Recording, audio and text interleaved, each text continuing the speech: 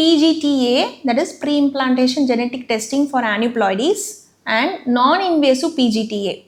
இதை பற்றி இதில் ரெண்டுமே என்ன, இதுக்கு என்ன டிஃப்ரென்ஸ், இது யார் யாருக்கு பண்ணலாம், இதோட பெனிஃபிட் என்ன, இதோட பெனிஃபிட் என்ன, அதோட ரெண்டுத்தோட டிஸ்அட்வான்டேஜஸ் என்னங்கிறதையும் நம்ம இதில் பார்க்கலாம்.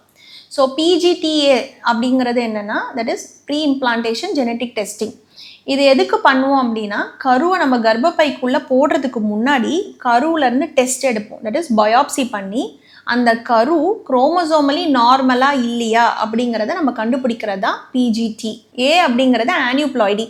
ஸோ நம்மளுக்கு ஜென்ரலாக ஒரு மேல் ஆர் ஃபீமேல் நம்ம இருக்கிறோன்னா நம்மளுக்கு குரோமோசோம்ஸ் ரொம்ப இம்பார்ட்டன்ட். எல்லாருக்குமே 46 குரோமோசோம்ஸ் இருக்கும். அதில் 2 குரோமோசோம் 46 கூட சேர்ந்து செக்ஸ் குரோமோசோம்ஸ்ன்னு இருக்கும். ஸோ இதுதான் ஒரு நார்மல் குரோமோசோமல் பேட்டர்ன். ஸோ இப்போ நம்ம கருவில் டெஸ்ட் பண்ண போகிறோம். ஸோ அந்த PGTயில் என்ன பண்ண போகிறோன்னா, நம்மளுக்கு சப்போஸ் ஒரு 5லேருந்து 6 கரு இருக்குது. இதில் எந்த கரு ஜெனட்டிக்கலாக நார்மலாக இருக்குது, தட் இஸ் குரோமோசோமலி நார்மலாக இருக்குது, அது பேர் யூப்ளாய்டு எம்ப்ரியோன்னு சொல்லுவோம். குரோமோசோமலி நார்மல் எம்ப்ரியோ எது அப்படிங்கிறத கண்டுபிடிக்கிறதுக்கு தான் இந்த PGTA அப்படிங்கிற டெஸ்ட் பண்ணுவோம். ஸோ இது எந்தெந்த கருவில் பண்ணலாம்? PGTA அப்படிங்கிறது இன்வேசிவ் ப்ரொசீஜர். ஸோ இது 3வது நாள் கருவிலையும் பண்ணலாம், 5வது நாள் கருவிலையும் பண்ணலாம். இப்போ ஆஃப் லேட் நம்ம எல்லாமே பிளாஸ்டோசிஸ் கல்ச்சருக்கு கொண்டு வந்துட்டோம். தட் இஸ் 5வது நாள் கருவை தான் முக்கால்வாசி எல்லாருமே 5வது நாள் கரு போடுற பேட்டர்ன் தான் இப்போ எல்லாரும் ஃபாலோ பண்ணுறோம். ஸோ 5வது நாள் கருவில் நம்மளுக்கு கருவுக்குள்ளே ஒரு இன்னர் செல் மாஸ்ன்னு இருக்கும், கருவுக்கு வெளியே ட்ரோஃபெக்டோடர்ம்னு இருக்கும். ஸோ நம்ம எங்கேருந்து பயாப்சி எடுக்க போகிறோன்னா, அந்த கருவுக்கு வெளியில் இருக்க ட்ரோஃபெக்டோடர்ம்லேருந்து ஒரு ஃபியூ செல்ஸை நம்ம பயாப்சி எடுப்போம். அந்த ஃபியூ செல் அதுலேருந்து எடுத்து அந்த செல்ஸை நம்ம PGT அப்படிங்கிற டெஸ்ட்டுக்கு அனுப்ப போகிறோம். ஸோ ஒரு 5 எம்ப்ரியோ இருக்குன்னா ஒரு எம்ப்ரியோலேருந்தும் அந்த ட்ரோஃபெக்டோடர்ம்லேருந்து கொஞ்சம் செல்ஸை எடுத்து தனித்தனியாக ஒரு எம்ப்ரியோதையும் லேபிள் பண்ணி நம்ம PGTக்கு அனுப்புகிறோம்.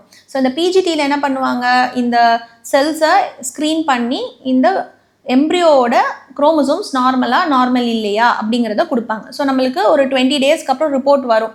எப்படின்னா chromosome embryo 1 normal, that is euploid, embryo 2 ஆனியூப்ளாய்டுனா அப்நார்மல்னு அர்த்தம். அது என்ன மாதிரி அப்நார்மாலிட்டி இருக்குங்கிறது நம்மளுக்கு ரிப்போர்ட் வரும்.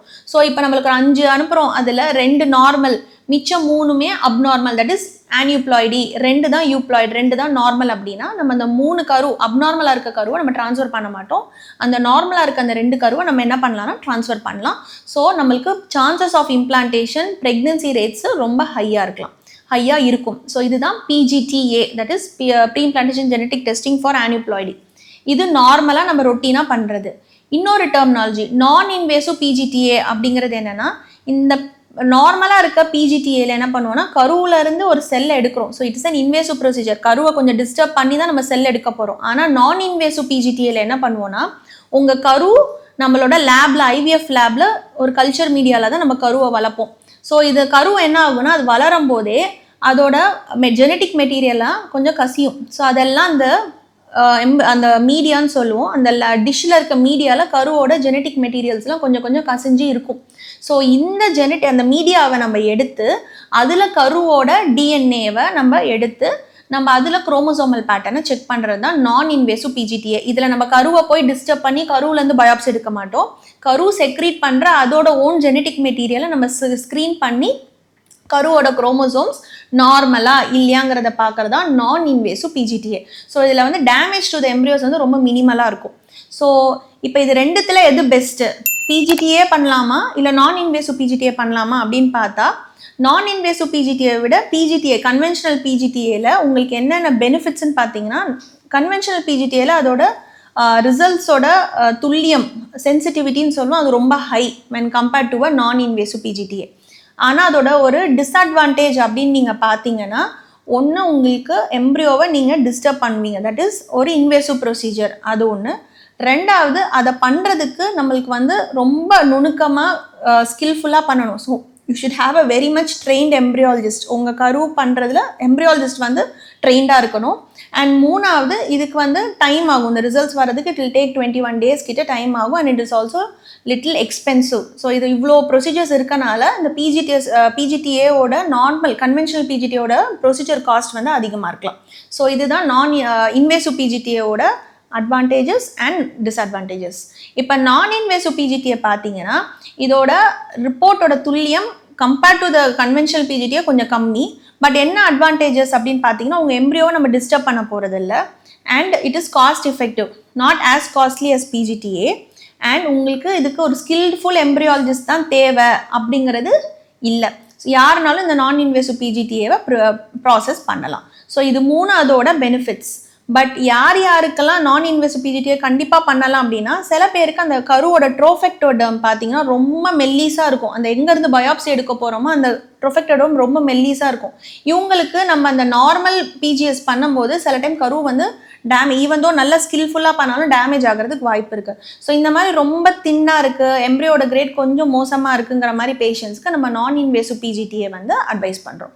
இல்லைனா நீங்கள் பண்ணலாம். ஸோ இதுதான் இன்வேசிவ் அண்ட் நான் இன்வேசிவ் பிஜிடிஏ. ஸோ இது யார் யாருக்கெல்லாம் தேவைப்படும், பீட் இன்வேசிவ் ஆர் நான் இன்வேசிவ், யார் யாருக்கு பிஜிடிஎஸ் எதுக்கு தேவைப்படுது அப்படின்னு பார்த்தீங்கன்னா, ஸோ நம்ம கவர்மெண்ட்லேயுமே இப்போ ரூல் வந்திருக்கு. முன்னாடியெல்லாம் நம்ம ஐவிஎஃப் பண்ணோன்னா யாருனாலும் பிஜிஎஸ் பண்ணிக்கலாம், அந்த பிஜிடிஏ பண்ணிக்கலாம் அப்படிங்கிறது இருந்துச்சு. பட் ஆஃப் லேட் நம்ம நியூ ஏஆர்டி ரூல்ஸ் படி நம்மளுக்கு இந்த மாதிரி சர்டன் ஸ்பெசிஃபிகேஷன்ஸ், ஒன்று உங்களோட மெட்டர்னல் ஏஜ், அம்மாவோட ஏஜ் மோர் தென் 35 அப்படிங்கும்போது நம்மளுக்கு குரோமோசோமல் ப்ராப்ளம்ஸ் நிறையா வரதுக்கு சான்சஸ் இருக்குது. ஸோ ஃபஸ்ட்டு கன்செப்ஷன் 35 இயர்ஸ்க்கு மேலே ஆக போது நீங்கள் ஐவிஎஃப் போகிறீங்கன்னா பிஜிடிஏ பண்ணுறது நல்லது. ஏன்னா உங்களுக்கு தான் டவுன் சிண்ட்ரோமோட ரிஸ்க் எல்லாம் ஹையாக இருக்கும்பொழுது நம்ம பிஜிடிஏ பண்ணும்போது நார்மலான எம்ப்ரியோ நம்ம ட்ரான்ஸ்ஃபர் பண்ண முடியும். ரெண்டாவது, ரிப்பீட்டட் ப்ரெக்னன்சி லாஸ்.